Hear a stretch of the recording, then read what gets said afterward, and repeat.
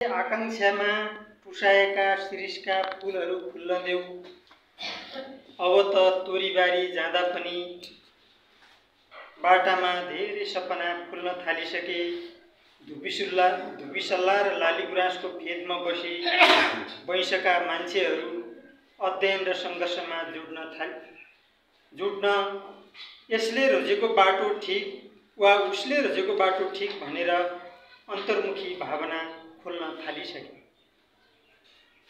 अनिदो पहाडसँगै निदाएका आदि आकाशका बोनीहरू साल्गीको बलात्कृत आँसुको तप्काले सडकका प्रतिभालाई जिउजाउँदै पारिजातका कविता उकल्न थालिसके।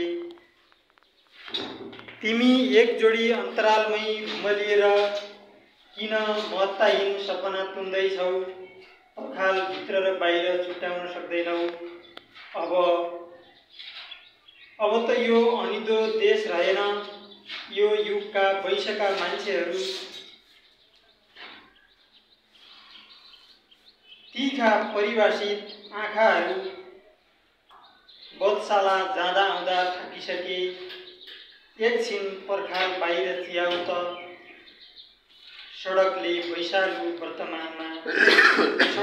वर्तमानमा वैशालु रूप धारण गरेको छ।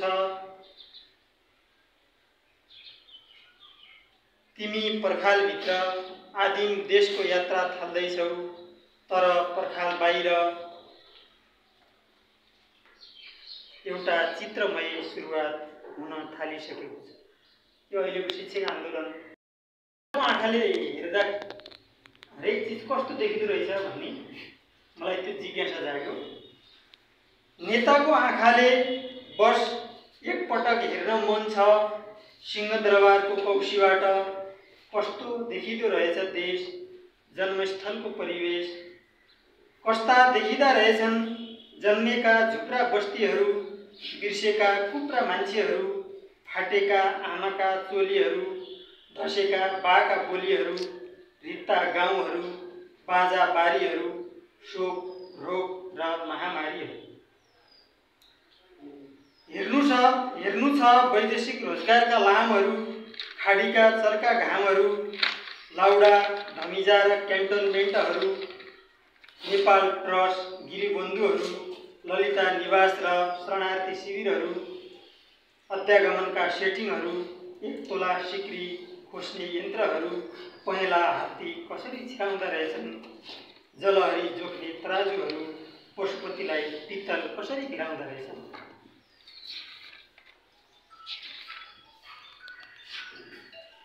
सजाउनु छ क्यानभासमा एमसिसीका खैरा तारहरूले टनटनी बाँध्ने मेरा हरिया थुम्काहरू, भेरीका छालहरू, कर्णालीका बगरहरू, कोशी गण्डकीका बाँधहरू र मेटिएका साँधहरू।